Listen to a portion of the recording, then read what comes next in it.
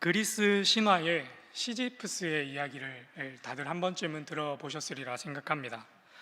그리스 신화에는 시지프스라고 하는 사람이 등장을 하는데, 이 사람은 한평생 커다란 바위를 산 정상에 올려두어야 하는 그런 형벌을 받은 사람이었습니다.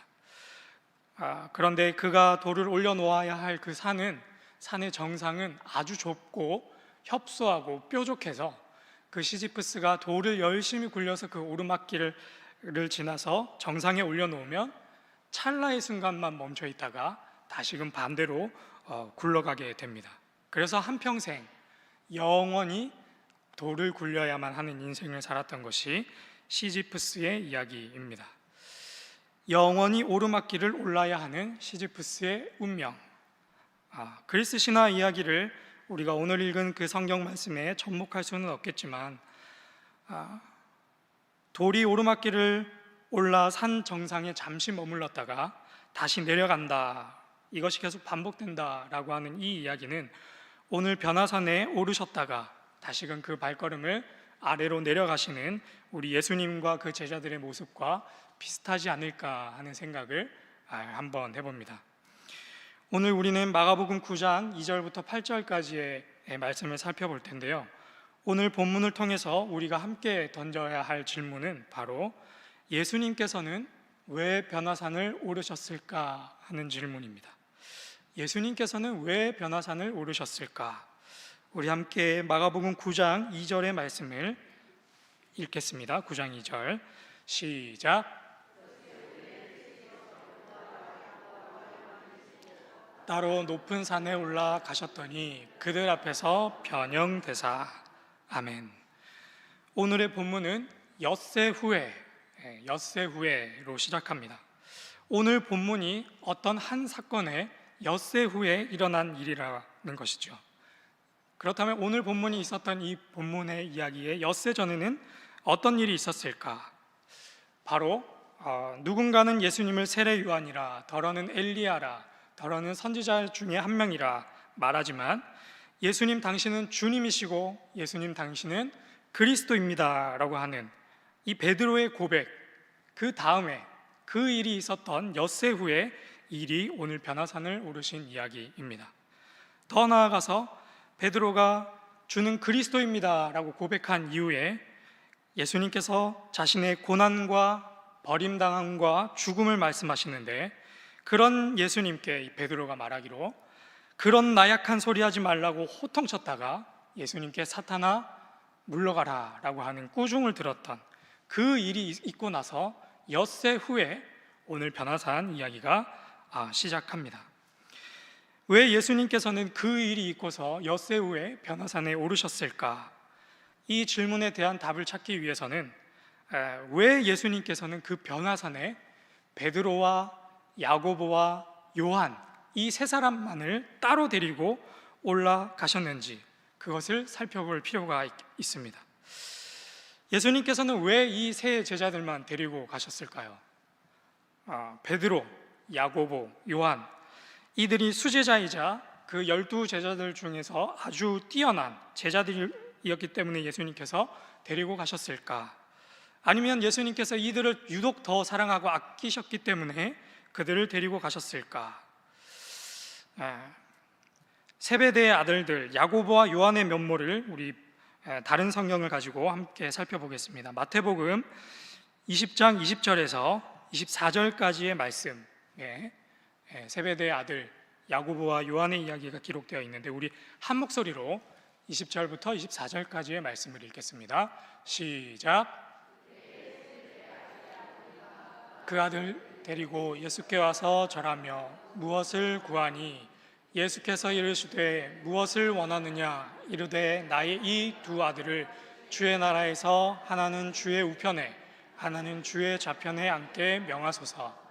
예수께서 대답하여 이르시되 너희는 너희가 구하는 것을 알지 못하는도다. 내가 마시려는 잔을 너희가 마실 수 있느냐? 그들이 말하되 할 수 있나이다. 이르시되 너희가 과연 내 잔을 마시려니와 내 좌우편에 앉는 것은 내가 주는 것이 아니라 내 아버지께서 누구를 위하여 예비하셨든지 그들이 얻을 것이니라. 열 제자가 듣고 그 두 형제에 대하여 분이 여기거늘. 네. 세베대의 아들들이 어떤 면모를 가지고 있었는가를 잘 보여주는 본문입니다.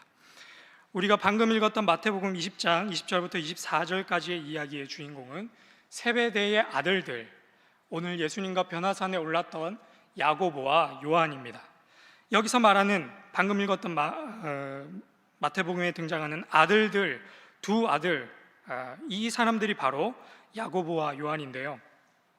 방금 읽은 마태복음 20장에서는 야고보와 요한의 어머니가 등장합니다. 그리고 이 어머니가 예수님께서 뚜벅뚜벅 걸어와서 청탁을 하나 합니다.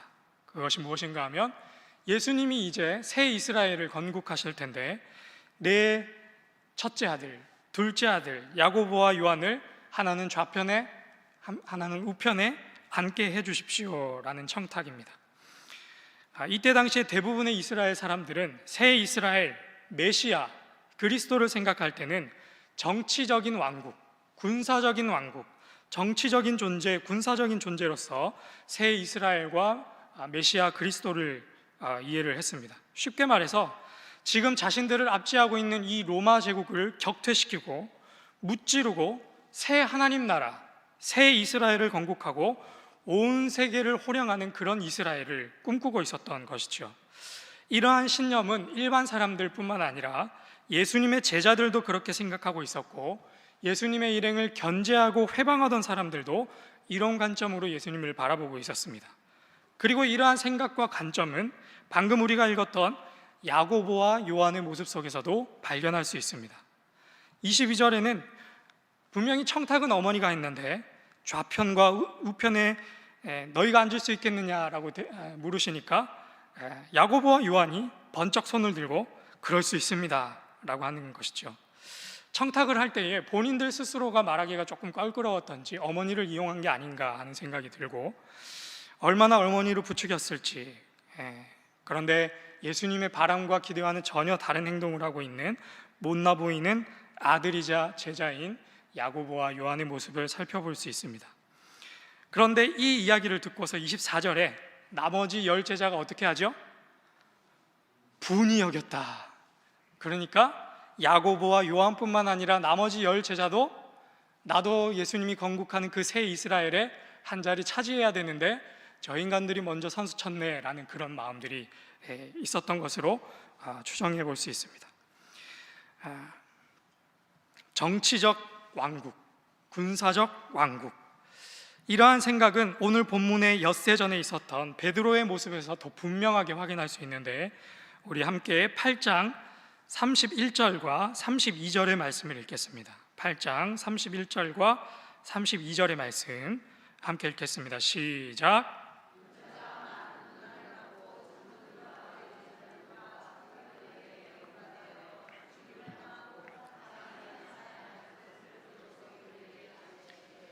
듣고 이 말씀을 하시니 베드로가 예수를 붙들고 항변하매.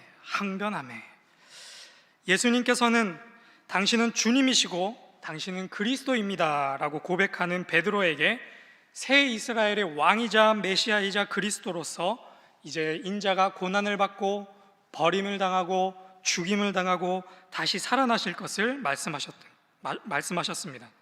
그랬더니 좀 전까지 예수님을 그리스도시요 나의 주님이시다라고 추앙했던 베드로가 예수님께 호통치고 예수님을 꾸짖으면서 예수님을 다그치기 시작합니다. 베드로가 예수님을 그리스도라 고백했던 그 베드로가 불과 그 다음 장면에서 예수님께 호통을 쳤던 이유는 예수님이 자신이 생각했던 그리스도의 길과 전혀 다른 길을 말씀하고 계셨기 때문입니다. 풍요와 번영과 권세와 군대와 모든 것이 갖춰져 있는 그 새 이스라엘, 그 왕국을 이루셔야 할 분이 이제 예루살렘으로 그 발걸음을 옮겨가게 되니까 무서운 마음이 들어서 고난당하고 버림당하고 죽임당할 것이다 라고 말한 것으로 베드로는 아마 착각하지 않았나 하는 생각을 해봅니다. 이런 배경 속에서 예수님께서는 그들을 데리고 베드로와 야고보와 요한을 데리고 변화산에 오르십니다. 우리 함께 9장 3절과 4절의 말씀을 읽겠습니다. 9장 3절과 4절의 말씀 시작.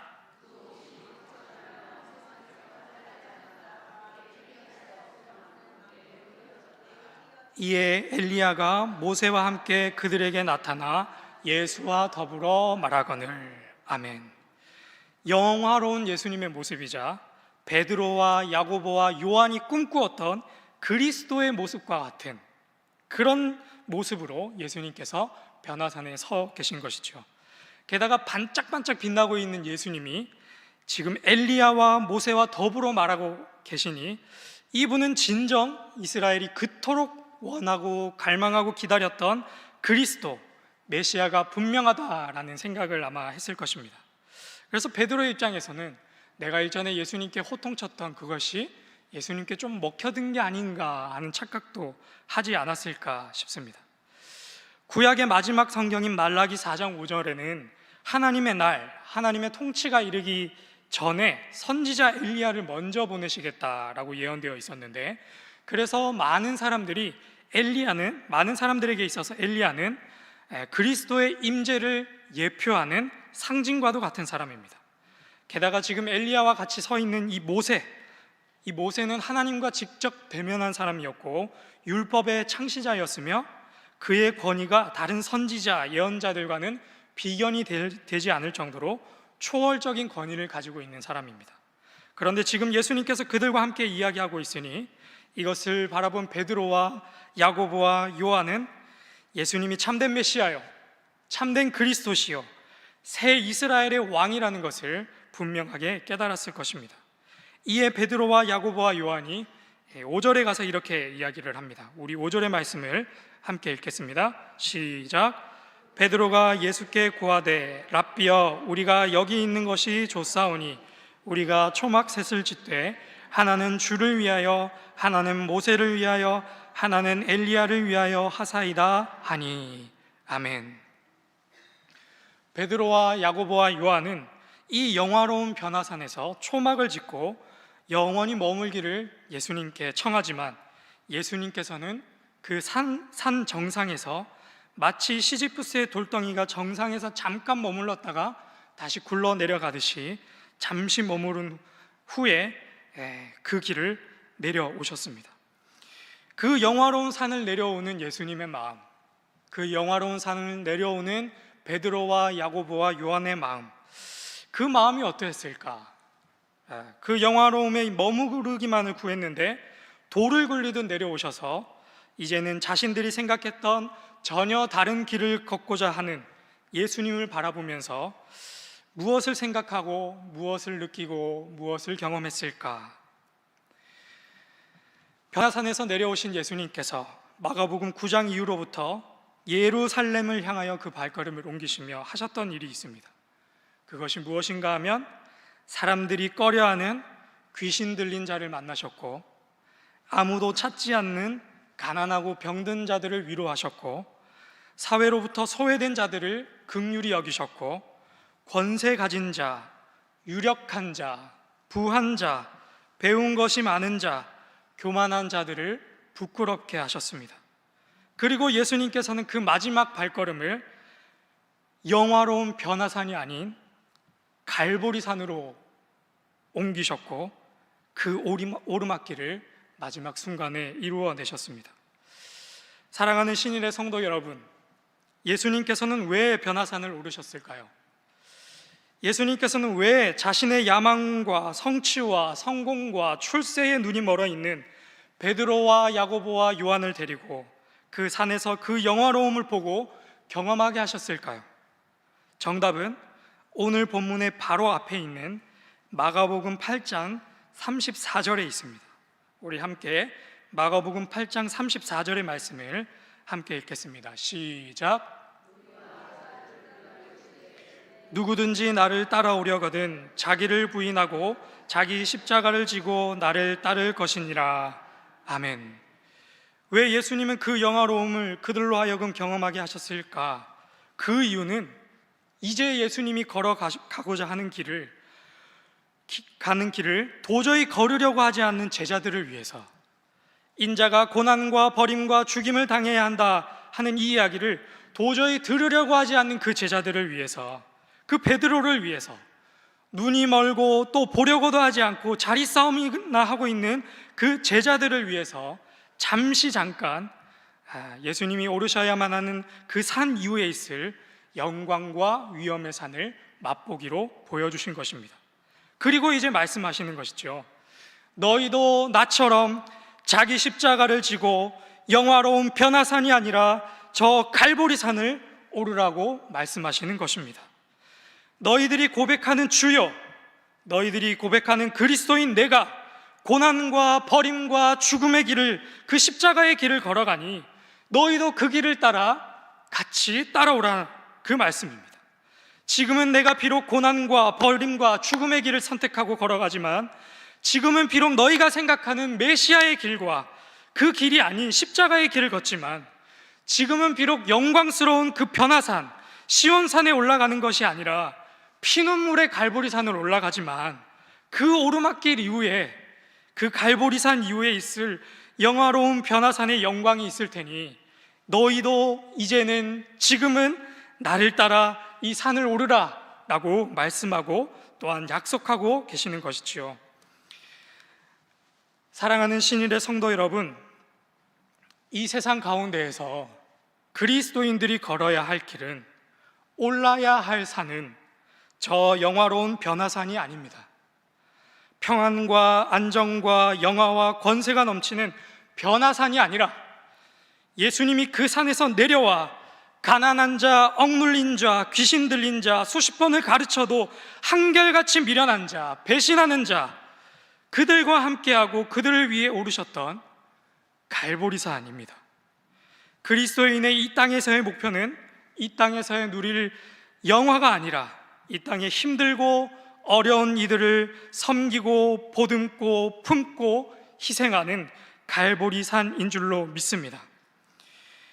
오늘은 사순절이 시작하는 제 수요일입니다. 이 사순절 기간에 영원히 머물렀으면 하는 그 변화산에서 내려와 예수님과 함께 갈보리산으로 올라가는 우리 모두가 되기를 주님의 이름으로 축복합니다. 우리 이 시간 이 믿음의 고백을 가지고 함께 찬송가 370장 찬양하도록 하겠습니다.